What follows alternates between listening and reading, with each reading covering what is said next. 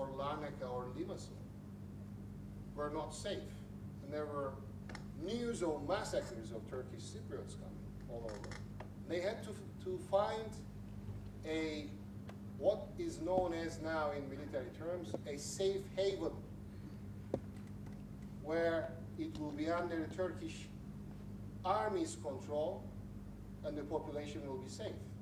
That's one of the reasons that there was more advance from that pocket, from Kyrenia area to Nicosia and to Morphu, Güzelyurt area, to Famagusta, so that 1/3 of the island became like a safe haven. And 1 year later, in 1975, after the end of the war, 1 year later, there was what is known as a population transfer agreement, where Turkish Cypriots who were living in the southern part of the island were given the opportunity, if they want, to move to the north under the Turkish control. And the Greek Cypriots who were living in Famagusta or Kyrenia or Morphu, Güzelyurt, they were given the chance, if they want, to move to the south, which will be under the Greek Cypriot control. And majority of people, 90–95%, they decided on that. And since then, since 1975, the population transfer agreement, the island is what it looks like today. Now, the intercommunal negotiations, I'm sorry, this computer is not showing my PowerPoint. I don't know why, but there is a problem. I think that this computer is from the time of BC, probably. So maybe my program is newer version. But in any case, I'm not going to use it then. So the conflict is there, fine. What is happening in terms of negotiations? Well, the intercommunal negotiations, we call them intercommunal negotiations, meaning negotiations between the two communities. They started the year I was born. Guess when? The intercommunal negotiations started in 1968 between Mr. Denktaş, I don't know if this is a familiar name to you, the Turkish Cypriot leader for a long time, and Mr. Glafkos Kleridis, a Greek Cypriot leader. The intercommunal negotiations, first they started in 1968 in Beirut, not even in Cyprus, and then they moved to Cyprus. They went on and off until 1974, until first the Greek junta, and then the successive Turkish military operation. All right. Then they stopped for some time. But in second part of 1970s, the intercommunal negotiations went on. In 77 and 79, I'll be very fast. 77 and 79, the two leaders, Greek Cypriot and Turkish Cypriot leaders, they reached what are known as high-level agreements on certain points. These points were that the future solution of the Cyprus problem will be a federation. What type of federation? It will be bizonal, meaning it will have two zones or two federal units or two constituent states. And it will be bicommunal, meaning it will be comprised of two communities. What does that mean?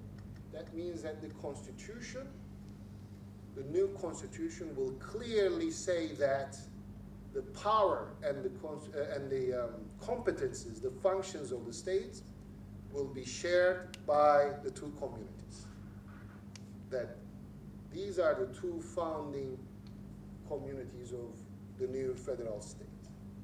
So on paper, these are the parameters that the two leaders agreed. And since 77, 79 high-level agreements, all the successive negotiations always taking place under the UN auspices, under the UN sponsorship, are based on these parameters. To put it into other words, the aim of all the negotiations which are going on since late 70s is to come up with a comprehensive solution to the Cyprus problem in the shape of a federation which will be bizonal and which will be bicommunal based on political equality of the two communities. Are we there? Well, why am I talking about Cyprus problem today? That means that we are not there yet.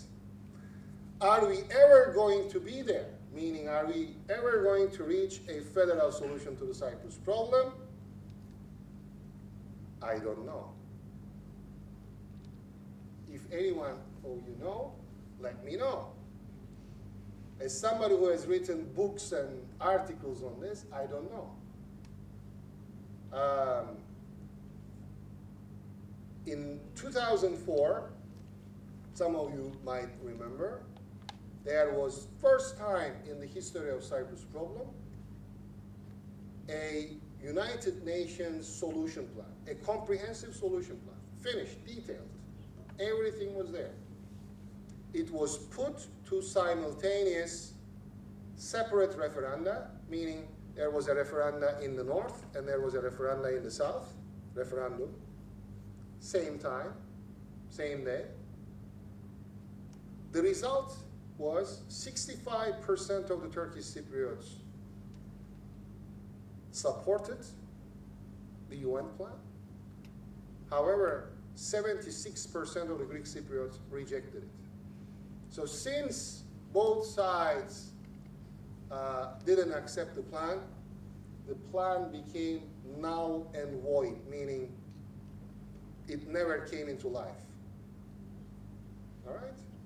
Now, in the last 2 years' time, starting March 2008, there is a new round of negotiations that started between the Turkish Cypriot leader and the Greek Cypriot leader. In the first phase, it was between Mr. Talat, the Turkish Cypriot leader, and Mr. Christofias. And as of April of this year, we had a presidential election in the north.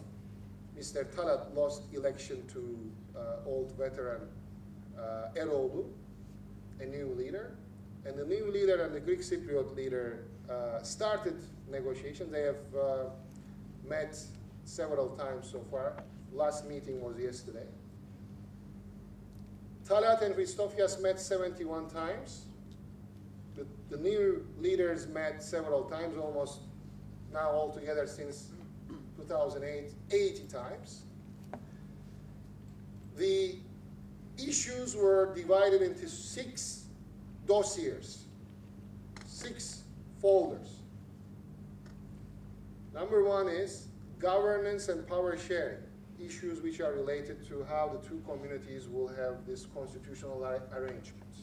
Executive, legislative, judiciary bodies, how they are going to be shared. Governance and power sharing, first dossier. Second dossier is economic matters, how the two economies will be operating or integrating into one. The third folder is EU affairs. Since Cyprus as a whole is an EU member since 2004, as you know, but the EU laws are suspended in the North Cyprus until a solution. How will the whole island be harmonized to become a normal functioning member of EU? So the third folder was EU affairs. Number 4 is territory, meaning the green line that divides the two sides now, the UN buffer zone. How will it be adjusted? It is expected that Turkish side will be giving some land to the Greek Cypriots in return for some constitutional rights if we will ever reach a federal solution.